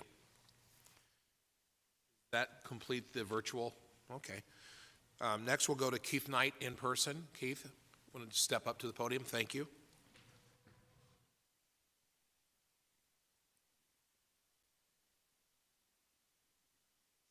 Hello, can you hear me? Yes, we can. Thank you. All right. Ladies and gentlemen of the council, my name is Keith Knight. I am a Phoenix native and a third-year law student at ASU, and I am here voluntarily to advocate for the right to counsel. So the right to counsel policy is supported by practically any form of data that you choose to look at. And what this is really about is housing stability, which is something that has been brought up several times during this meeting already. And the fact is that housing stability leads to a plethora of beneficial outcomes for the city of Phoenix. And we'll talk about the city first. So when the right to counsel policy has been implemented in cities, as we just heard in Philly and all these different jurisdictions, they actually save money overall. And this is because the homeless population will decrease. The amount of services that are needed to service these populations that are usually expensive programs, they won't have to be paid for quite as much. And that's why implementing a policy that will lead to greater housing stability, that will decrease homelessness, is greatly important, which I think all of you recognize, and I'm very heartened to hear that. And the reality is that right to counsel will reduce healthcare costs. There will be less emergency room visits, lower rates of mental illness, and less chronic healthcare problems in our city. There will be greater upward economic mobility, meaning a more equitable society in which each of our citizens has the right and the ability to be successful financially. So our city will be healthier, and it will also be wealthier. And as a native of Phoenix, and as someone who will soon be serving as a lawyer, I want to live in a city that is seen as a beacon of societal health and progress. And I would hope that each one of you wants that as well. Thank you, and please implement the right to counsel. Keith, thank you very much. Next, we have Pam Bridge. I don't know, Pam, if you wanted to speak. Okay. I can cede my time. Okay, thank you very much. Then Andrea Luna Cervantes.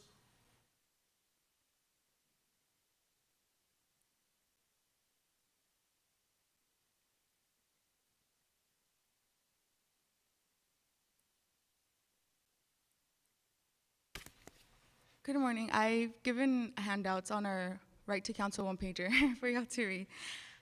Good morning. My name is Andrea Luna Cervantes. I'm a community organizer with Unemployed Workers United Take Back Our Homes campaign. For the last year, our organization has been working with community members who are facing eviction and housing instability. Through that, we have connected those community members to resources like the city's Tenant Eviction Assistance Project and to community legal services. We've seen that the outcomes for people who have legal representations are better than the ones who don't. As you've already heard on this call, we have John Pollock, a coordinator with the National Coalition for a Civil Right to Counsel, an expert on right to counsel, and Keely Cieslik, our staff attorney who has done research on right to counsel as it pertains to the city of Phoenix. Both individuals can lend their expertise on data that proves that this program is beneficial for the city. We have come here to ask you to form a right to counsel ordinance so that tenants who are being evicted have a right to legal representation in the process at the city of Phoenix. We know that this is also a matter regarding the budget and that you are being advised not to use any of those surplus of resources this year. But I do want to point out that this is a clear preventative measure that the city can take to address our housing crisis. Data shows that preventative measures like this one provide a good return on investment, and it would take less resources to get people stabilized and housed than to find them housing options after they become homeless. I hope everyone in the subcommittee takes this into consideration and helps move this from an item of discussion to a voting item. I want to thank Susan Hallett, Gina Montes for your work on this presentation, and thank you to Chairman Robinson for bringing this to the subcommittee, and Councilwoman Ansari for advocating. Thank you all for your time. Thank you very much. We had an opportunity to sit and meet with Andrea, and probably one of the most single, organized individuals and well-versed on this topic, so thank you very much for your work. So next, Mac Gar. Mac Gar.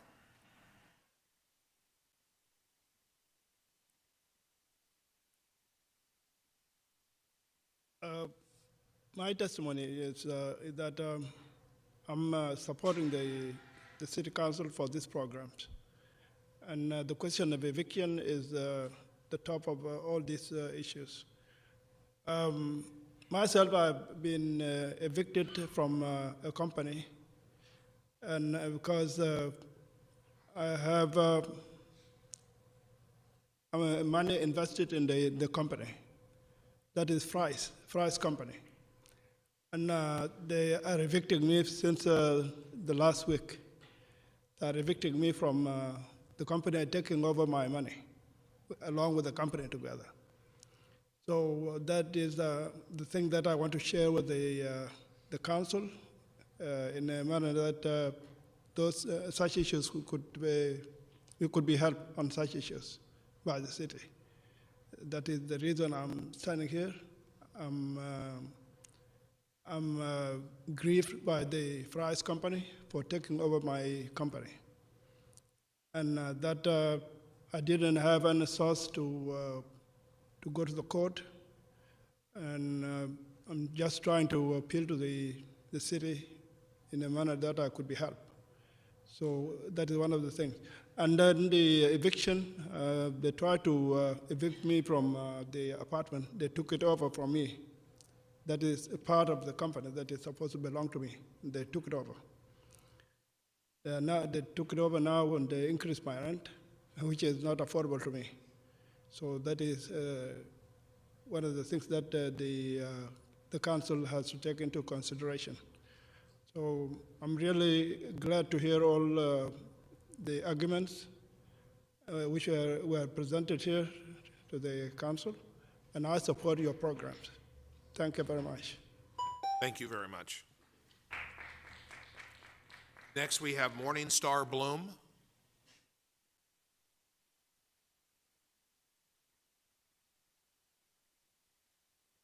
Hello, members of the subcommittee. My name is Morningstar Bloom. I live at 1645 East Thomas Road, number 2115. I'm here representing Worker Power. I'm also here speaking as a renter myself. Like many renters in Phoenix, I have seen the extraordinary rise in the cost of rent, and so now my rent makes up more than 30% of my income. A recent study from the Harvard Joint Center for Housing Studies found that just over 50% of renter households in Arizona are cost burdened by rent. putting these renters at increased risk of eviction and homelessness. As homelessness has soared in Phoenix, this council has had to make strong policy decisions regarding housing and homelessness, and in order to try to keep people off the street, but also, once they find themselves there, to move them into transitional housing and then permanent housing. Right to counsel could be a critical step in addressing homelessness at the root. Research on pilot programs has been clear that by providing this service, you create strong common sense policy that will be a savings to the city. It's heartening to hear that so many people in the audience today and so many of the people here are strong advocates for right to counsel. It's particularly heartening considering that when we put these barriers into who can access right to counsel, we end up shooting ourselves in the foot. 200% of the federal poverty line is only $30,000 a year, or just over $30,000 a year for a single adult. And I don't know anybody who can get by on something like that. For this reason, I urge you to take the broadest possible step in extending right to counsel to as many people as possible.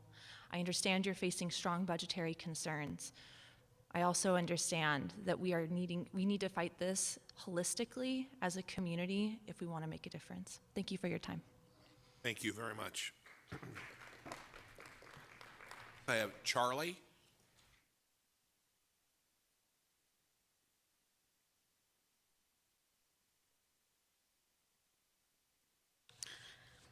Hi, my name is Charlie Shaperger, and I'm here to voice the need of a right to counsel in our community. I'm testifying today on behalf of a family. In our family, we have a young adult who has been diagnosed with manic depressive. And like many with this horrible disease, he doesn't like the medication, so he doesn't consistently take it. His parents have tried to help him to get and to keep housing, only to be told that he's an adult. He's 18 to 20, I'm not sure of the year, and that they're not allowed to interfere because he's an adult.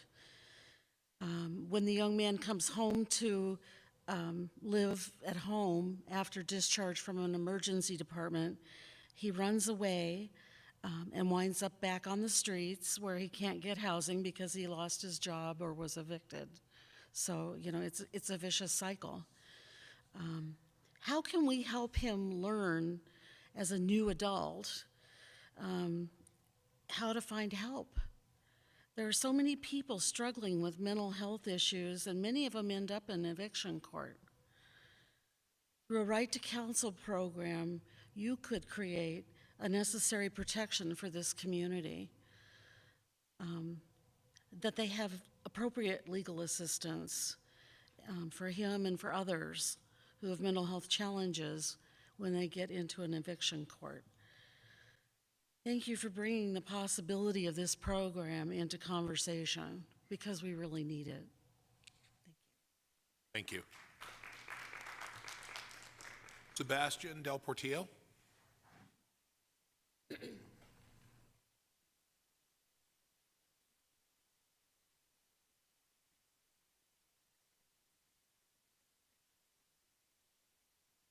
Hello, good morning, members of the committee.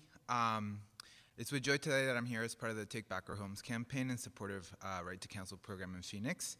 I want to thank Pam for all the work she does every day, Susan and Gina for the presentation, and Yasemin for her active role in this policy. I also want to thank all of our community members here and online who've shown up to advocate for this today. You've heard the statistics of the program. They're really outstanding. You know, I want to name that everything that the city does requires funding, but this should not be viewed as a spending program or framed as a spending program. This is a savings program for the city, where we're preventing things upstream to spend less downstream in our housing system. And we meet in our campaign people across the city every single day, and I can tell you almost every day we talk to someone who is being evicted, is behind or on their rent, or is already evicted. A couple of weeks ago, we were there with Nancy, who you heard from today, in court supporting her. She was able to avoid and delay her eviction, but other people in that courtroom did not have the same chance. We saw people being misguided. They were given false hope. They left the courtroom without truly understanding what their situation was. And the fact was that they were going to be locked out or forcibly removed in as little as 7 days. One of the people that really impacted us was a mom with her newborn baby in her hands, and she didn't speak English, and she just walked out of that room not knowing what happened. So an attorney in court provides tenants just a fair court proceeding. With the existing laws, this is not a crazy policy. We're just asking for people to have a chance in court. Right now, evictions are trending to be higher than last year, and we need to do something. I agree with Morningstar. We need to expand this program, be as inclusive as possible. And now you'll see that other cities have drafted this ordinance and allowed the city itself time to catch up with its goals. But we really do need a right to counsel ordinance to protect our community from this process. Thank you. Sebastian, thank you very much. Next, we have Noelle Lewis.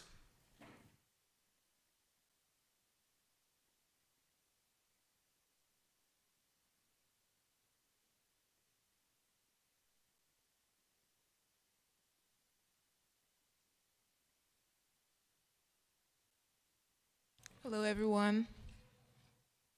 Chairman and subcommittee members. My name is Noelle Alicia, and I'm an indigenous woman as well as a melanated woman here, residing in Phoenix, Arizona. I've been here for going on 4 years, and I've been able to witness beautiful things happen in my personal journey as well as being committed to community outreach. And I'm standing here as in representation of the statistics, what it looks like to be melanated, single, a woman, and also someone who has experienced being evicted. I was evicted November 2023, and I know what it feels like personally to feel neglected by your society, by your community, by the city, not being able to be heard, feeling like you're just a number and a check that's coming into your rental property. I personally knows what it feels like to have a member of the police department as well as your management who wasn't willing to talk to you, come to knock on your door to evict you and tell you you only have an hour to get whatever you need to leave your space. And for it to be so impersonal and so inhumane. I experienced being in a car accident in 2022 of August, which put me in a life process of going to therapy for a year, physical therapy and trauma therapy for a year. And then in August of 2023, 4 months before my eviction, I experienced the grief of my maternal figure passing. So with that, I was in a very fragile mental state, as well as just having to think and worry about where I was going to have to live. So I would love for us to take the time to get into our heart space and really push for the right to counsel, because we're all human and this is a part of our rights. Thank you. Well, thank you very much. Next, Danielle Witcher. Danielle?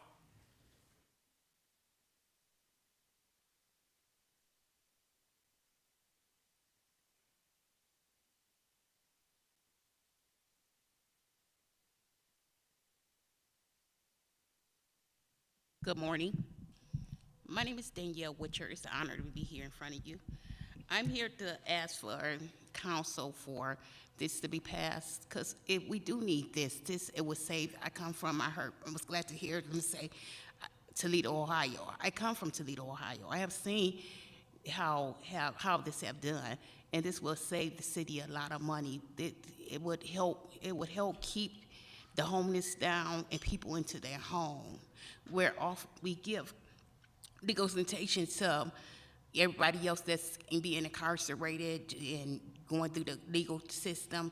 This is a legal procedure, and counsel needs to be present. Thank you. Thank you very much.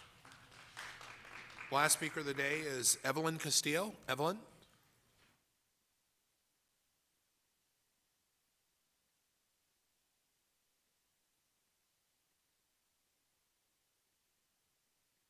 Oh my God, I'm so sorry. I lost my place. Good morning, everyone. My name is Evelyn Robles Castillo. I am the field organizer with the Take Back Our Homes campaign and Unemployed Workers United. I'm here today asking Phoenix City Council to pass an ordinance enacting a right to counsel program, and we support the city in finding funding for this program.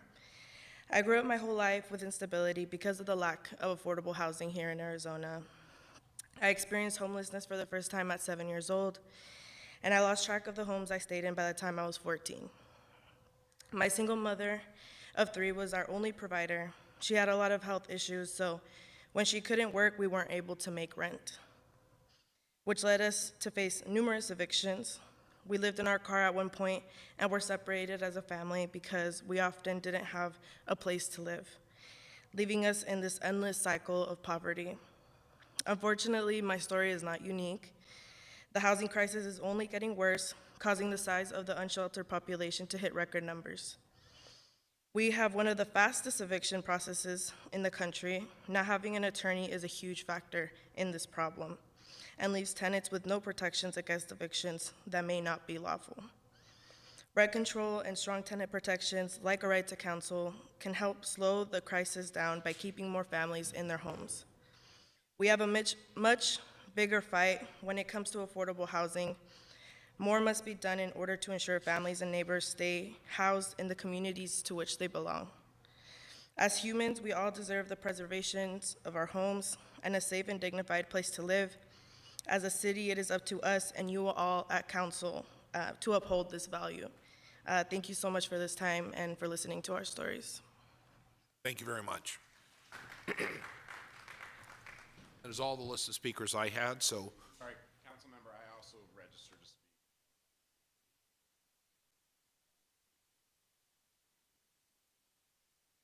Sorry, did we, is it?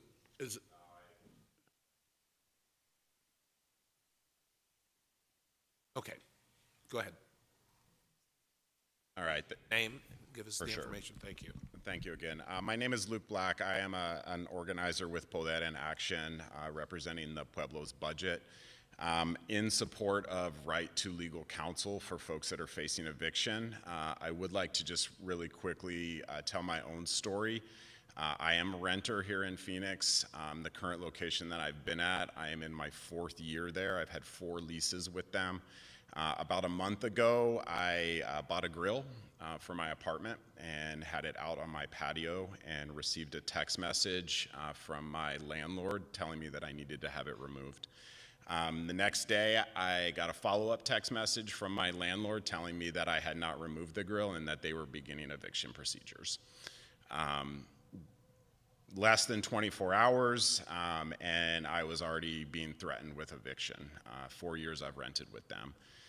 This is not uncommon, right? And we continue to find there's legal representation issues. There's literally also just life issues, like people cannot take off work to go represent, to be a part of legal proceedings. And landlords know that. We are in a predatory landlord market, right? They are taking advantage of renters all the time. And this right to counsel is a positive, proactive step that this council can take to prevent people that are renters from being taken advantage of in this city. And it is one that is easily fundable.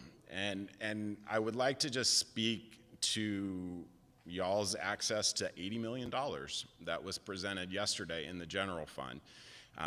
I know that the city manager's office comes with all of the future predictions of the worst possible scenarios, and that's their job. I understand they are here to keep the city moving in a very stable manner. But you all are brought in as our representatives to think proactively, to take proactive steps to reduce the harm that our communities are experiencing. And you all have access to funding.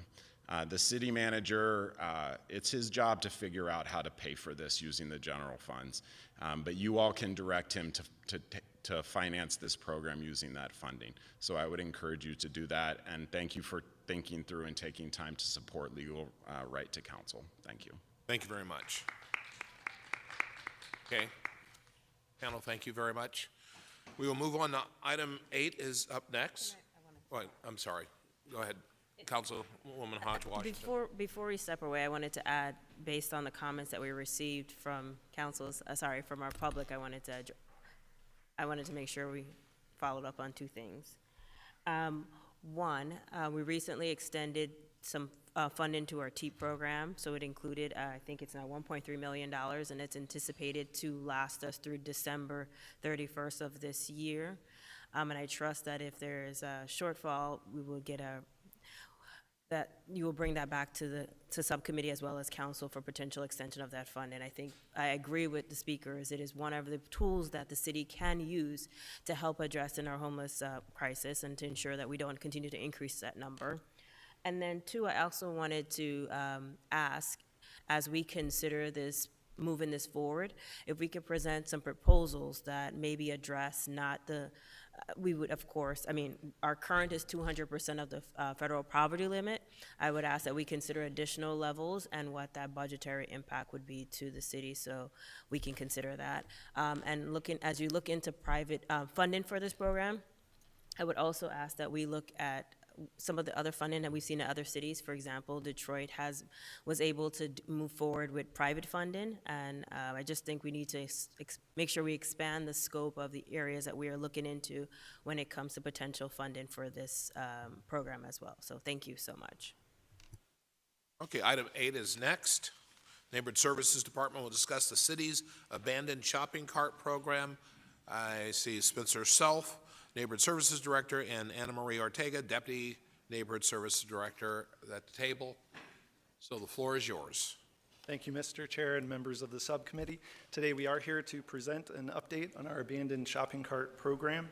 In the interest of expediency, I will be providing the presentation, but I do have Anna Maria Ortega, our Deputy Director over our Neighborhood Preservation Division, in case you have any particularly difficult questions that I can answer. All right, the Abandoned Shopping Cart Retrieval Program was established in 2007 to address increasing resident concerns regarding hazards to pedestrians and motorists and visual blight in neighborhoods. It was originally designed to be fully cost recovery through the revenue collected from a $20 per cart fee that was billed to retailers that did not have their own shopping cart retrieval contracts.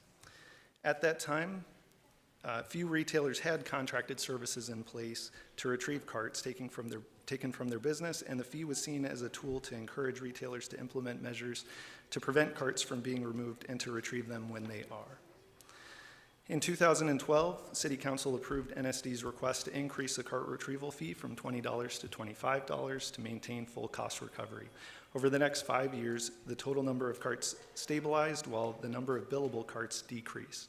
In fact, between 2012 and 2017, the number of carts retrieved for retailers with their own contracts increased from fewer than 32% to more than 94% of the carts collected. As a result, NSD requested City Council approval to eliminate the full cost recovery model and to increase the cart retrieval fee from $25 to $50. In addition, our vendor increased their fees and began to charge for those carts returned to retailers with their own cart retrieval contracts. Since 2017, NSD has continued to see an increase in the number of abandoned shopping carts reported and retrieved year after year, ballooning from around 3,000 in 2017 to more than 8,000 in 2022. And while the percentage of carts retrieved from retailers with their own cart retrieval contracts remained high at around 92% in 2022, the contract costs to the city have more than doubled in those short 5 years from $21,488 to $48,875. In other words, despite having their own shopping cart retrieval contracts, more of their shopping carts are ending up in our streets, where the city's contract is stepping in to make the returns at our cost. To help push those retailers to take additional steps, either by increasing their own collection services or implementing additional measures to prevent carts from leaving their property, and to help defray the increased cost of collection, staff is recommending expanding the abandoned shopping cart retrieval fee to include those carts at a discounted rate. Rather than paying the $50 fee charged to retailers without their own contract, we're proposing $25, a 50% discount for those that do have their own contract. In order to do so, we must negotiate an amendment to our existing contract with our vendor, Arizona Cart Services, which is why today we're requesting subcommittee recommend City Council approval for NSD to negotiate to amend their contract to include a cart retrieval fee for retailers with established cart retrieval contracts. Thank you. Spencer, thank you very much for the presentation. And do any of my colleagues have any additional questions or comments? None? That being the case, do I have a motion? Motion to approve? Is there a second? Second. I have a motion and a second. All those in favor say aye. Aye. Chair votes aye. Passes. Thank you very much. Really appreciate your expediency on that. Okay.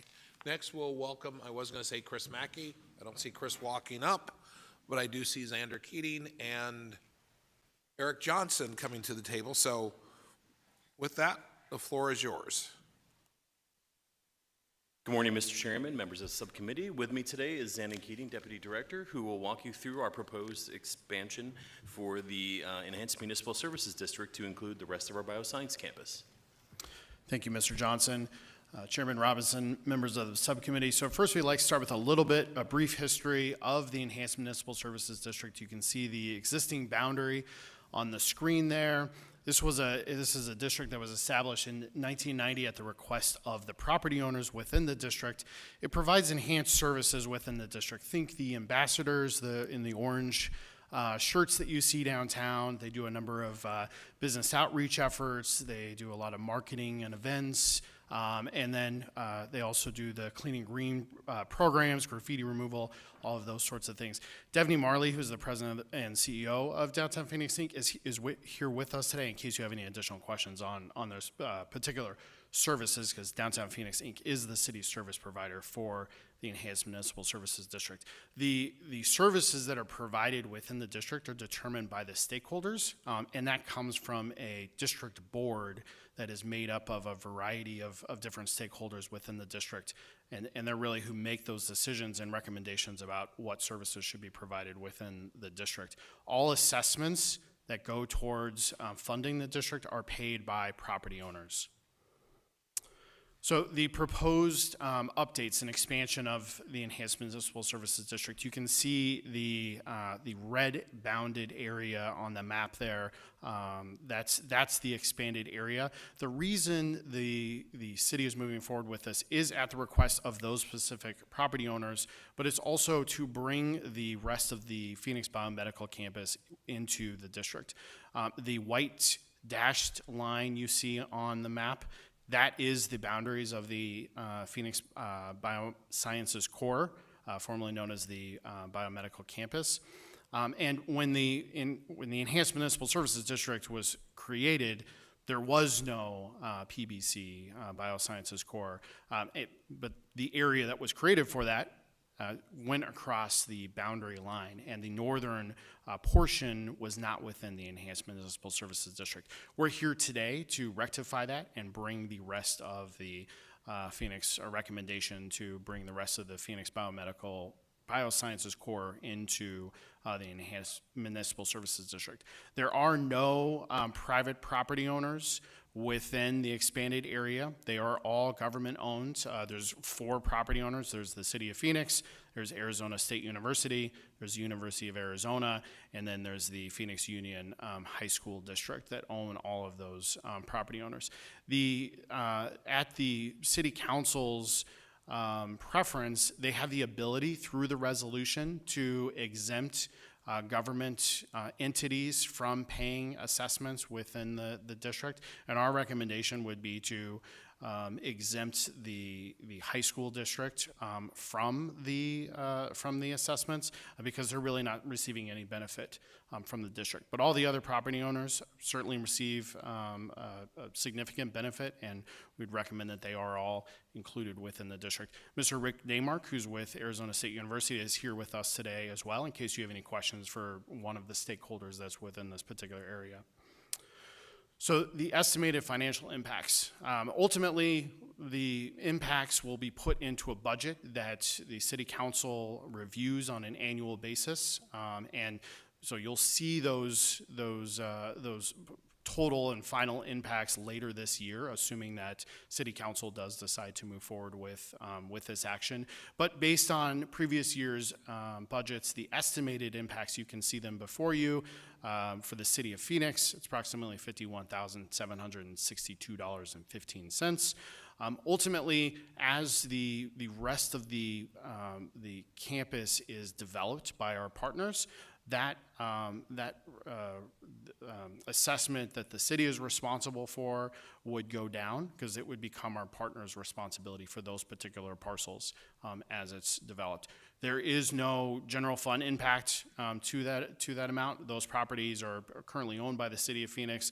They're within our bio program, and so the city has a fund that's funded through other leases that the city has on the campus that would pay for those amounts.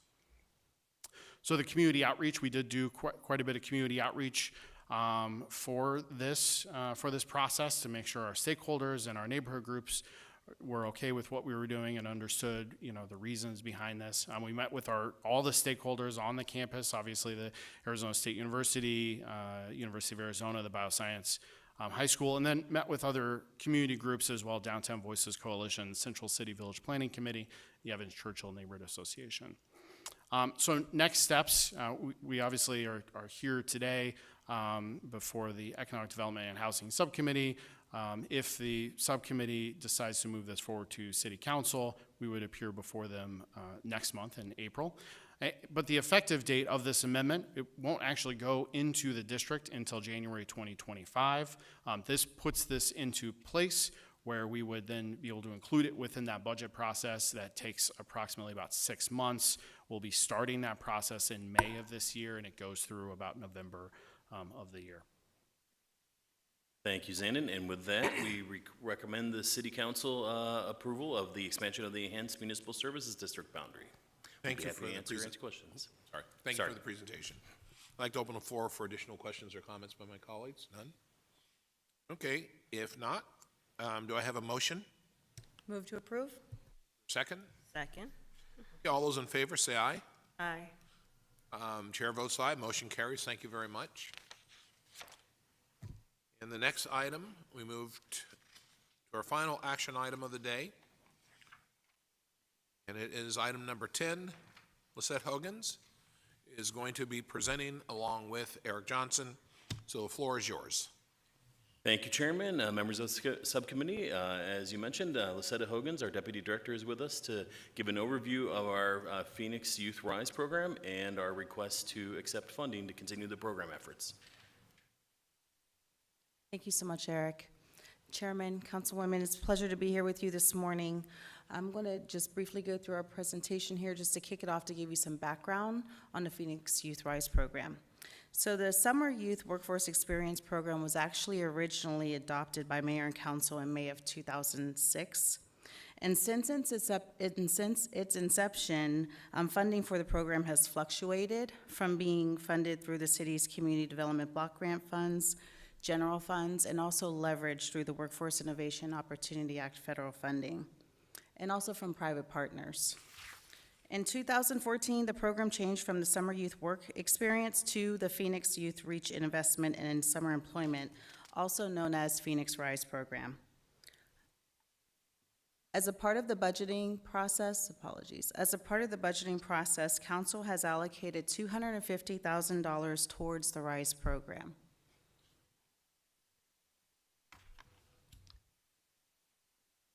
So during the summer, the RISE program provides short-term employment to Phoenix youth between the ages of 16 and 24 years old. Last summer, when we had the RISE program, we were able to provide employment opportunities to 127 youth and actually had them placed at 84 unique work sites. In 2021, Phoenix Parks Foundation was invited to apply for grant funding annually by JPMorgan Chase in support of the RISE program. Through a letter of agreement between our department, Community and Economic Development, and the foundation will be able to apply for grant funding opportunities and also receive and distribute funding to CED in support of RISE. Our program this year, we're going to actually partner with our existing youth workforce service providers to implement this program. So Neighborhood Ministries and the YMCA will be responsible for recruiting and training employers, establishing 50 worksite locations across Phoenix to enhance accessibility and reduce transportation challenges for participants. And then also they'll be reviewing up to 176 participant applications for eligibility and suitability of the Phoenix Rise program.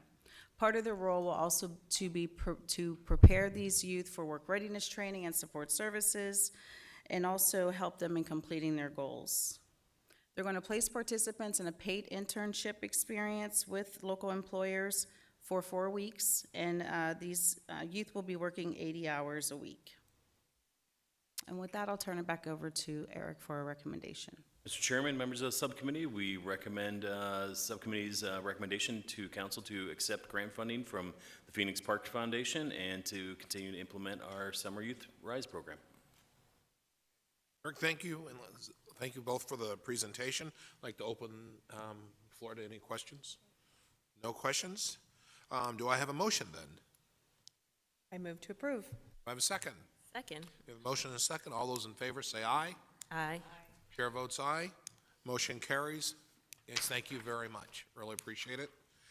And the last item today is a call to the public. As I look around, I think the public is City of Phoenix employees. So I think we're probably good with that. So that being the case, this meeting is adjourned. Thank you, everybody. Really appreciate it.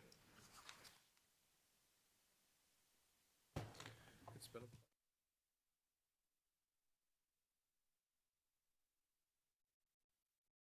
Whenever there were cans that were missing the paper wrappers around them, he was allowed to buy them and bring them home, and